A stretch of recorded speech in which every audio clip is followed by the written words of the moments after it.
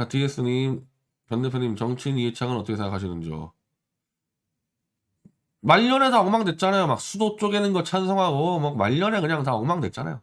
한마디로 보수에서 박정희 대통령, 전두환 대통령 사고로, 이후로 보수 원칙을 지킨 정치인들은 거의 없다고 보면 돼요. DS님, 김영삼은 무엇보다 반일 선동의 원조라서 그 정점도 엄청난 악행이라고 생각합니다. 근데 사실 반일 선동은, 아니, 반일 선동의 원조라고 따지면 그건 뭐 이승만 대통령 아닙니까? 반일 선동을 안 하는 사람들이 없죠. 근데 그나마 반일 선동, 그러니까 반일 선동이 아니라 건국대 이미, 우리 대한민국은 건국대 독립운동했던 사람들이 만든 나라 아니에요. 이승만 대통령뿐이 아니라 제가 남산에 갔는데 남산에 김구공원 있잖아요.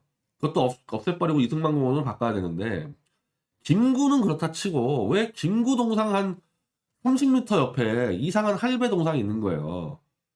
제가 근데 그쪽 반대편으로 가서 제가 못 보다가 이번 주 일요일 날은 그쪽 동상 쪽으로 가서 봤어요. 누군지를. 초대 부통령 이시영 씨 동상이 서 있는 겁니다.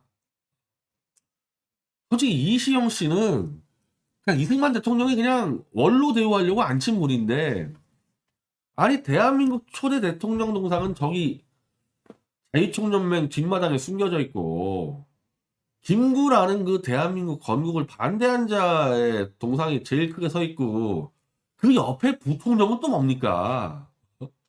아니 동상에서도 컨셉이 맞아야 될 거 아니야. 건국 반대하는 인물을 동상을 세워놓고 옆에다가 왜 부통령을 세워놓냐고. 제가 볼 때 그 컨셉은 김구가 마치 실제 대한민국 건국 대통령처럼 위장하려고 부통령 옆에 앉혀놓은 거 아니냐는 거예요, 그게. 그 이시영 씨 그 유족들이 그거 치워야 되는 거 아닙니까?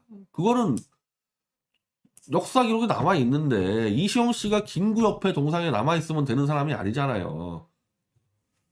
어쨌든 이시영 씨도 그렇고 다 이 독립운동가가 이 건국을 하다 보니까 기본적으로 반일이었죠, 반일. 그 반일의 이 정서를 깨부숴버린 게 박정희 대통령이랑 김대중이에요. 왜냐면 이 사람들은 이승만 대통령부터 건국의 아버지들은 전부 다 조선시대 사람이거든요.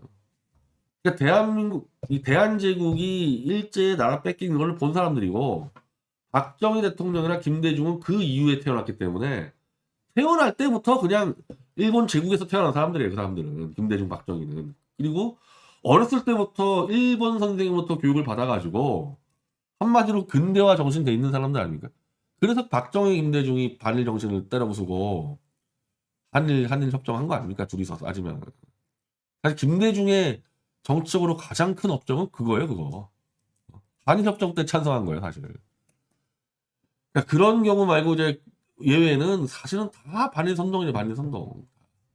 아니 너 누구 엄밀히 말하면 뭐 박근혜 대통령도 안 했나요? 뭐 이명박이 오사카 태생인데 이명박이가 그 독도 쳐들어가가지고 안 하는 사람이 없잖아요.